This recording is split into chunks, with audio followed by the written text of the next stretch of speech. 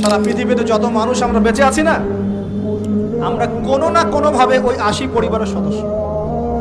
আমরা ভাই ভাই, আমরা ওই ফ্যামিলি, 80 ফ্যামিলি অন্তর্ভুক্ত। কিরকম করে? নূহ আলাইহিস সালামের 4 সন্তান ছিল। কয় সন্তান? এক সন্তানের নাম হচ্ছে হাম। কি নাম? হাম। হাম ছিল একটু কালো বর্ণের। হামকে দিয়ে আফ্রিকার কন্টিনেন্টে যত মানুষ দেখছেন ব্ল্যাক স্কিনের, কালো স্কিন, এরা সবাই হামের বংশধর। মজা না বিষয়টা? মানুষের অস্তিত্ব পৃথিবীতে, ইতিহাস, এগুলো খুব ইন্টারেস্টিং টপিক। ইতিহাস পড়তে থাকলে আপনি ডুবে যাবেন। কত কি যে বিশ্ব হয়েছে আর কত কিছু হবে সামনে, সুবহানাল্লাহ। তখন আপনার অস্তিত্ব জানান দিবে যে আমি কত ক্ষুদ্র, মহাবিশ্ব কত বড়, আল্লাহ কত বড়, কত সময় চলে গেছে আর আমি এই সময় কি করছি। এক ভাইয়ের নাম শাম। এই শামকে কেন্দ্র করে এই আরবের যে মানুষগুলো আছে, আরব, অ্যারাবিয়ান, এরা শামের বংশধর।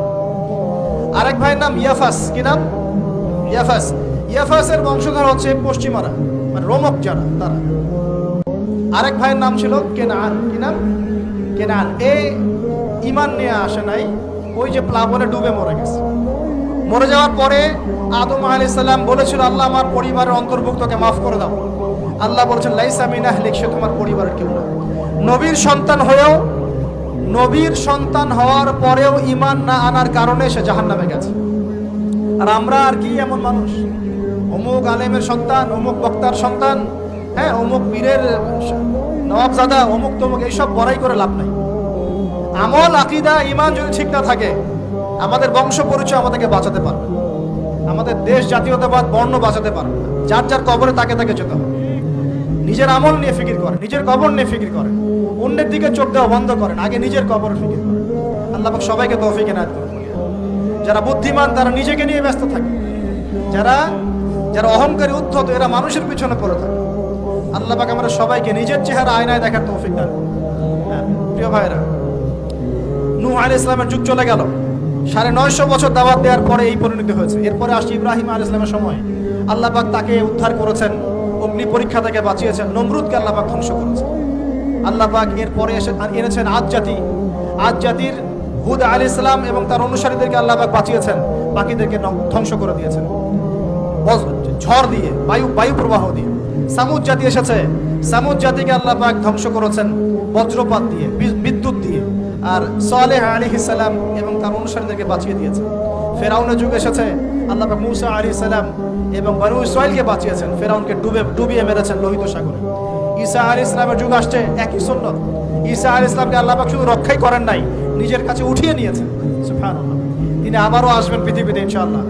যতদিন না তিনি আসছেন এবং এই পৃথিবীতে 40 বছর রাজত্ব না করছেন, কিয়ামত হবে না ইনশাআল্লাহ। যতদিন পর্যন্ত ঈসা আলাইহিস সালাম আবার ব্যাক না করছেন এবং এই জেরুজালেম থেকে সারা বিশ্বে খিলাফা কায়েম না করছেন, 40 বছর শাসন না চালাচ্ছেন, কিয়ামত হবে না ইনশাআল্লাহ। এটা সামনে অপেক্ষা করছে। এবং নবী সাল্লাল্লাহু আলাইহি ওয়াসাল্লামের যুগে আবু জাহেল, আবু লাহাব বা সাহেবাদেরকে আল্লাহ পাক ধ্বংস করেছেন, আল্লাহর নবী এবং সাহাবীদেরকে আল্লাহ পাক সম্মানিত করেছেন। আপনি কি পুরো হিস্ট্রির মধ্যে একটা সুন্নত দেখতে পাচ্ছেন, কমন সুন্নত? কি সুন্নত? প্রত্যেক যুগে যুগে যারাই আল্লাহর ওই যে বিধান মেনে চলেছে, সমকালীন নবী রাসূলদের আনুগত্য করেছে, আল্লাহ পাকের আনুগত্য করেছে, আল্লাহ পাক তাদেরকে উদ্ধার করেছেন দুনিয়াতেও পরকাল। প্রত্যেক যুগে যুগে যারাই আল্লাহকে মানে নাই, রাসূলকে মানে নাই, আল্লাহর আসমানি কিতাবকে মানে নাই, বিরুদ্ধাচরণ করেছে, কুফরি করেছে, শিরক করেছে, আল্লাহ পাক সবাইকে ধ্বংস করে দিয়েছে, কারো কোনো পরোয়া করে না। এই সিলসিলা আজও অব্যাহত আছে, আগামীতেও থাকবে ইনশাআল্লাহ। এখন আমরা যারা এখন বেঁচে আছি, আমরা নবী সাল্লাল্লাহু আলাইহি ওয়াসাল্লামের ইন্তেকালের প্রায় 1450 বছর পরের মানুষ। আল্লাহর নবী এসেছেন এমন সমাজে, যে সমাজে শিরকের পাপ চলছে, সুদের পাপ চলছে, দুর্নীতি চলছে, আপনার কন্যা সন্তানকে জীবিত হত্যা করা হচ্ছে, আপনার মাদক দ্রব্যের সয়লাভ চলছে, মেয়েদের অধিকার দেওয়া হচ্ছে না, হ্যাঁ, গোপ্য হানাহানি চলছে। ওই সমাজটাকে তিনি 23 বছরের মধ্যে পাল্টে ফেললেন। কত বছর? 23 বছর। কিভাবে পাল্টালেন? উত্তর, তিনি প্রথমে জ্ঞানের চর্চা করেছেন। কিসের চর্চা? জ্ঞানের। আল্লাহ পাক প্রথম ওহী নাযিল করেছেন, ইকরা বিসমি রাব্বিকাল্লাযী খালাক, পড়ুন আপনার রবের নামে যিনি আপনাকে সৃষ্টি করেছেন। নবী সাল্লাল্লাহু আলাইহি ওয়াসাল্লাম, সাহাবীগণ কোরআনের 6টা হক আদায় করেছেন। কয়টা হক? 6টা। তারা কোরআন পড়া শিখেছেন। আমরা সবাই কোরআন পড়া শিখবো তো ইনশাআল্লাহ। তারা কোরআনের অর্থ শিখেছেন। আমরা কোরআনের অর্থ শিখবো তো ইনশাআল্লাহ। তারা কোরআনের আদেশগুলো মেনেছেন, আমরা কোরআনের সব আদেশ মানব তো ইনশাআল্লাহ? তারা কোরআনের সমস্ত নিষেধগুলো বর্জন করেছে, আমরা নিষেধ বর্জন করবো তো ইনশাআল্লাহ? তারা কোরআনের দাওয়াত মানুষের কাছে পৌঁছে দিয়েছেন, আমরা কোরআনের দাওয়াত দিব তো ইনশাআল্লাহ?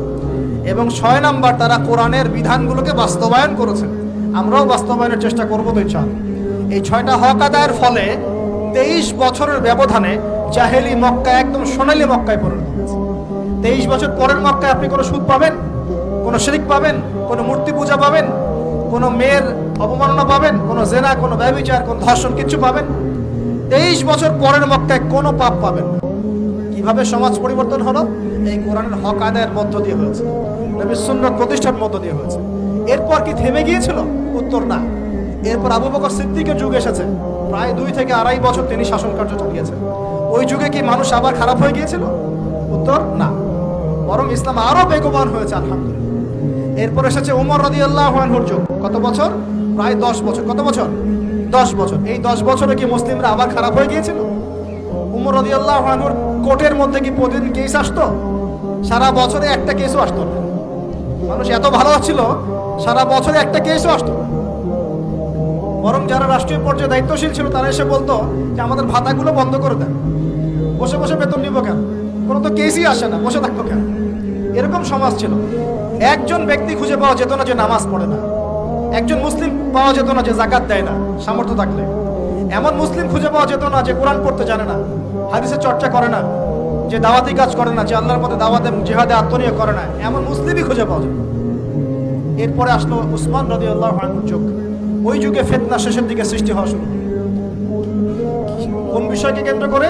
কোরআন সংকলনকে কেন্দ্র করে ফিতনা সৃষ্টি হলো।